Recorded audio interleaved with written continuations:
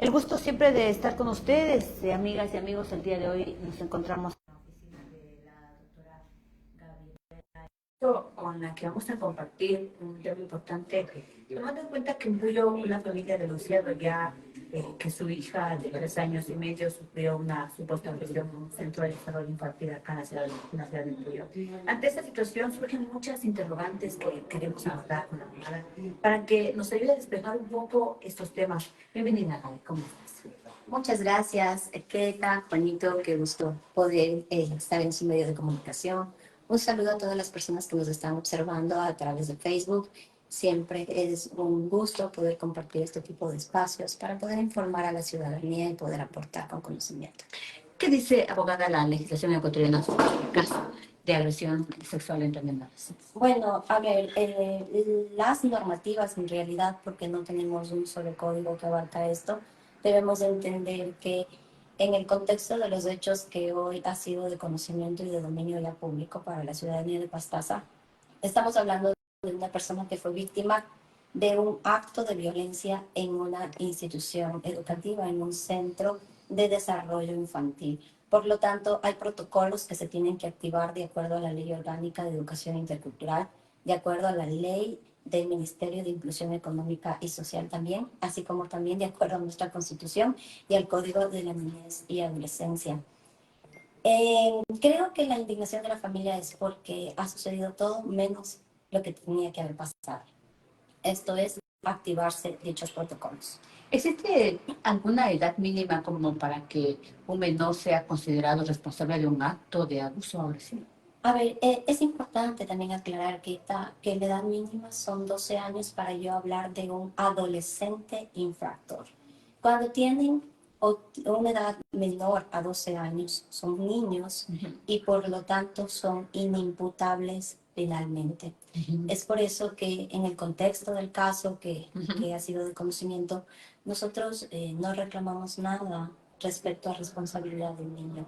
No podemos decir que el niño de 3 años es responsable de un delito sexual.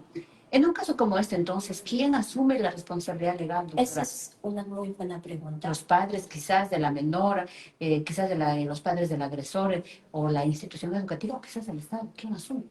En realidad, aquí hay una política pública que tenía que haberse activado respecto de este hecho de violencia y la política pública está concentrada en las instituciones públicas. Hubo una vulneración de un derecho constitucionalmente reconocido, que es mi derecho a mi integridad física, sexual, y más en una niña de 3 años que tiene indemnidad sexual.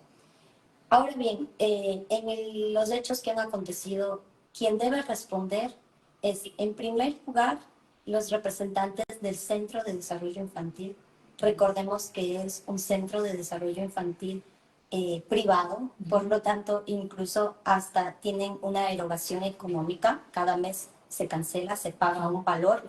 ¿Para qué? Justamente para que tengan protección los niños que asisten a ese centro de desarrollo infantil. Eso no ha sucedido. Una vez que han cumplido con este requerimiento, con esta obligación, el CDI, entonces empiezo a activar protocolos. ¿Quién tenía que activarlos, Caetano? Tenía que hacerlo el Ministerio de Inclusión Económica y Social. Yes. El MIS no lo hizo tampoco. Pusimos en conocimiento de la Fiscalía. La Fiscalía, por ser inimputable penalmente el niño, tampoco ha activado ningún tipo de protocolo ni nos ha entregado ninguna medida de protección. Medidas de protección que están contempladas en el artículo 51 de la Ley para Prevenir y Erradicar la Violencia contra las Mujeres, en el Código de la Niñez y Adolescencia, e incluso en la normativa, en este protocolo para prevenir hechos de violencia. Por toda la normativa vamos a encontrar medidas de protección tanto judiciales como administrativas, pero hasta la fecha no se ha otorgado ninguna medida por parte de ninguna institución.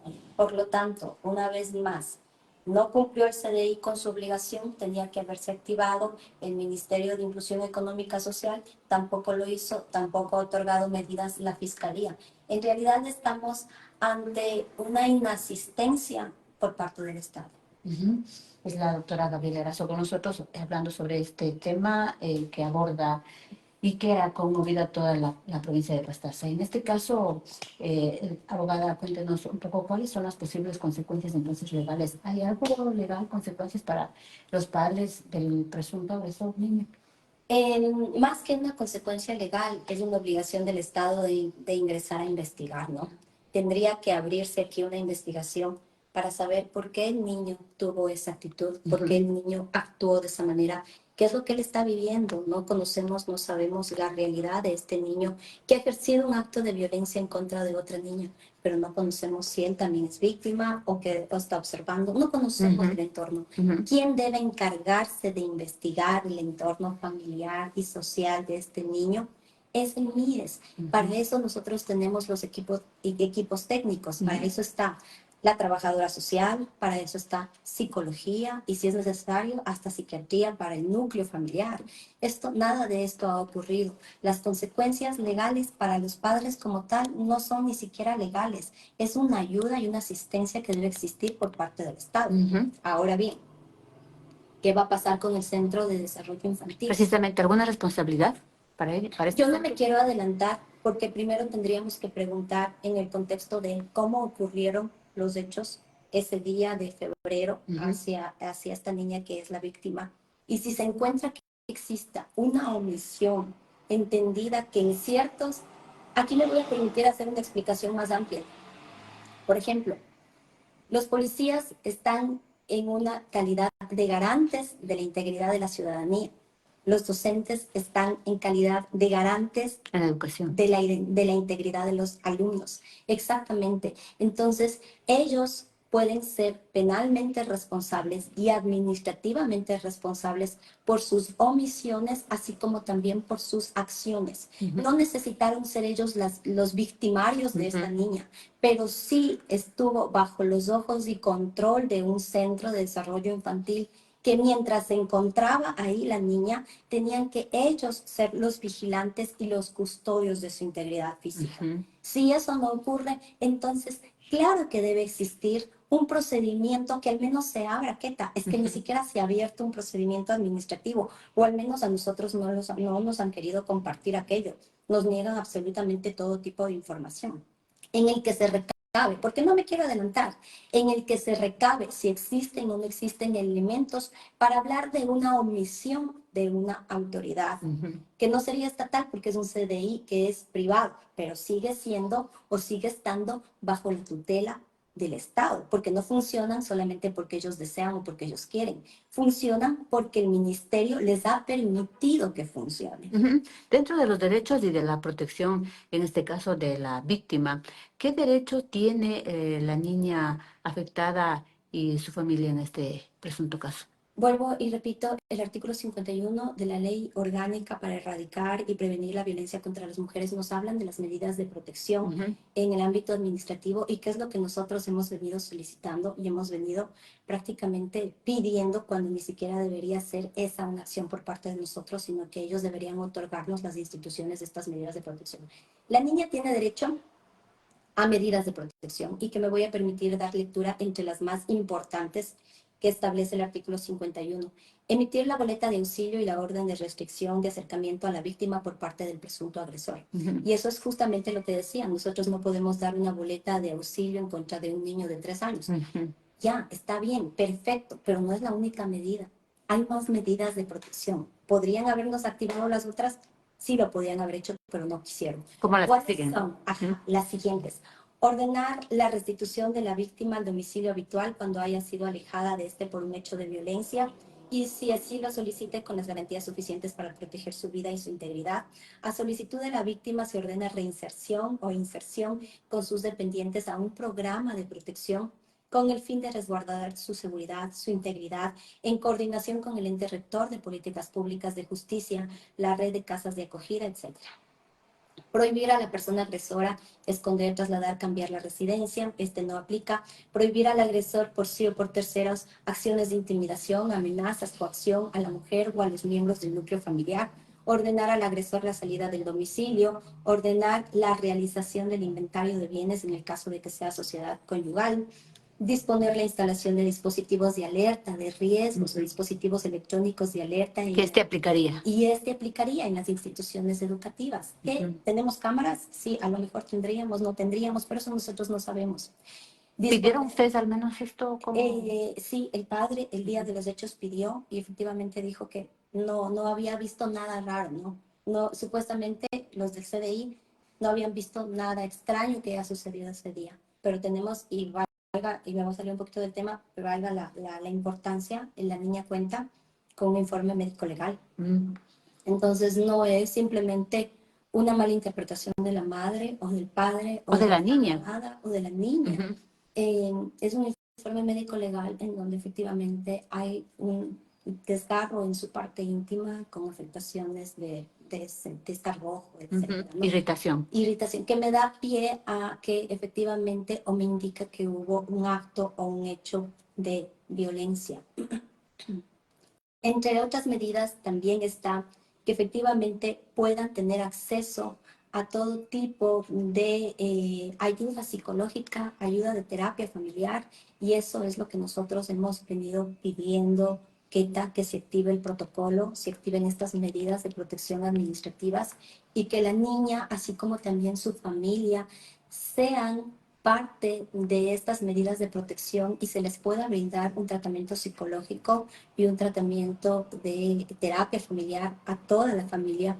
Es importante no solamente concentrarnos en la víctima, es importante concentrarnos en los padres, quienes son los que acompañan a la víctima para que sepan cómo tratar a la víctima, para que sepan cómo actuar con la niña, para que sepan qué es lo que deben hacer y qué no es lo que deben hacer, para no seguirles revictimizando en el caso de que así sea, o resguardar sus derechos como a la intimidad, a la integridad, a su nombre, que en sí en realidad ahora se ha visto en tela de duda, pero no porque los padres hayan querido, y eso sí quiero dejar sumamente claro. Ha sido el sistema indolente que nos ha obligado a poner en público este acto de violencia. Es la doctora Gabriela Erazo con nosotros en esta conversación sobre un tema importante que pasa en nuestra querida ciudad del Puy. ¿Es posible, abogada, que la niña reciba algún tipo de compensación por lo ocurrido? Del Estado debería, por lo menos, y ni siquiera compensación, porque las personas pueden creer que esto es por un tema económico.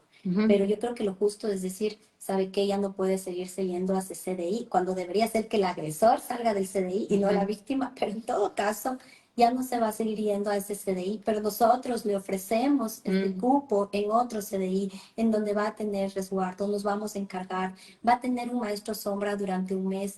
Necesitamos, querida Keta, acciones concretas para la víctima, no una cierta cantidad de dinero, porque tú sabes que estos hechos ya no se pueden dar vuelta atrás. Ya está realizado, ya está hecho el acto de violencia.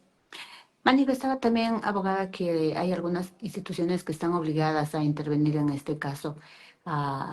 ¿Y hasta qué punto estas instituciones pueden actuar? Mira, aquí me duele mucho decirlo y no tengo el gusto de conocerle a la directora del Ministerio de Inclusión Económica y Social, y tampoco es mi afán dejar en tela de duda la credibilidad de los profesionales, pero sí me deja mucho que desear en el hecho de que no sepan cómo actuar o crean que actuar es dejar que todo pase y continuar como que nada ha sucedido y que la víctima busque otro espacio. Eso me hace pensar que la ignorancia, porque quiero creer que desde la ignorancia, desde la falta del conocimiento técnico legal, les ha hecho pecar o les ha llevado o les ha orillado a no hacer absolutamente nada, a la indolencia total por parte del Estado. Como te digo, no le conozco a la directora, pero lo que sí te puedo decir a ciencia cierta, Keta, es porque tengo un contacto con la familia, es que a la llegada de la madre a este lugar, y le ha dicho que ella no tiene por qué decirle cómo actuar, que ella es la autoridad y que ella sabe cómo actuar. La pregunta es que si su actuación ha involucrado a la víctima, porque si su actuación como autoridad no involucra a la víctima, ¿de qué tipo de autoridad estamos hablando? Y ojalá eso llegue a los oídos del gobierno nacional para que sepan cómo se les está representando. ¿Existiría algún tipo de mecanismo de justicia, doctora, restaurativa o programas de intervención para este tipo de casos, en este caso de la nena? Mira, Justamente las políticas públicas se activan cuando hay vulneración de derechos. Ujú, Yo te puedo decir aquí que en este caso ha existido una vulneración del derecho ujú. a la integridad física de una niña de 3 años. Aquí yo sí te pediría cándidamente que le preguntes a la directora del Ministerio de Inclusión Económica y Social qué política pública Ujú. aplicó ante, Este caso. ante este caso porque ha habido una violación a un derecho Ujú, fundamental ujú. que debería existir, ¿no? O a lo mejor existe Queta, pero son tan desconocidos esas políticas públicas y esos programas que ni tú ni yo no conocemos. Así es, totalmente. Dentro de los aspectos legales y también, perdón, sociales y psicológicos, Gaby, ¿es posible que en ese tipo de comportamientos en un niño de 3 años y medio sean consecuencia quizás de abuso previo o de alguna exposición o contenido inapropiado? Sí, por supuesto, eso nos podría despejar la duda a un psicólogo o una Ujú, psicóloga, pero lo que sí te puedo decir es que debe ser un patrón repetitivo de un niño que también se ha expuesto a hechos o actos así, o que ha sido víctima de actos de esa ujú. naturaleza. Y aquí lo más importante, mira, ni siquiera me arriesgo a decir que hay una víctima, para mí aquí hay dos víctimas Totalmente de acuerdo. y que Ujú, nadie se está preocupando ni de la una ni de la otra, porque creen que al niño le hacen bien diciendo aquí no ha pasado nada. No. ujú, ¿Por qué el niño actuó de esa manera? ¿Qué es lo que está pasando en su casa? El CDI le estará pidiendo informe de trabajo social, informe psicológico al padre, a la madre. Esa es la responsabilidad que ellos tienen sobre ese niño. Lo estarán haciendo y me lo planteo como pregunta porque no te lo podría ujú, responder en este momento, ujú. pero sería importante conocer aquello. Ujú. ¿Cree usted, abogada, que usted ha mencionado algo importante en el tema de que los dos son víctimas, los dos menores de edad? Y en este caso, quienes deberían de entrar quizás en en un régimen de seguimiento serían los padres, tanto de la Por niña como supuesto. de el menor. Por supuesto, mira, dentro de las medidas de protección, un trámite administrativo, está el seguimiento por trabajo social Ujú, y también el tratamiento psicológico. ujú, Y como te decía, Keta, no es solamente para el niño de 3 años. Es más, muchas psicólogas dicen no se puede trabajar tanto porque el niño de 3 años, dependiendo, ¿no? Dependiendo de cada niño, no habla bien, no le entiendo, lo que sea.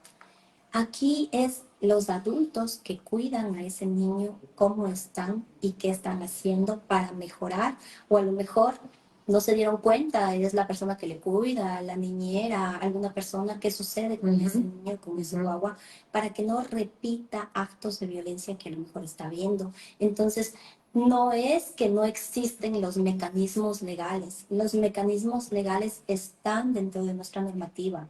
Aquí es la falta de voluntad y ni siquiera quiero decirlo política, porque yo hablo de falta de voluntad política para tapar un bache de una calle. Esto no es una falta de voluntad política, esto es una obligación de hacer y de cumplir con políticas públicas para que este tipo de actos no vuelvan a ocurrir. ujú.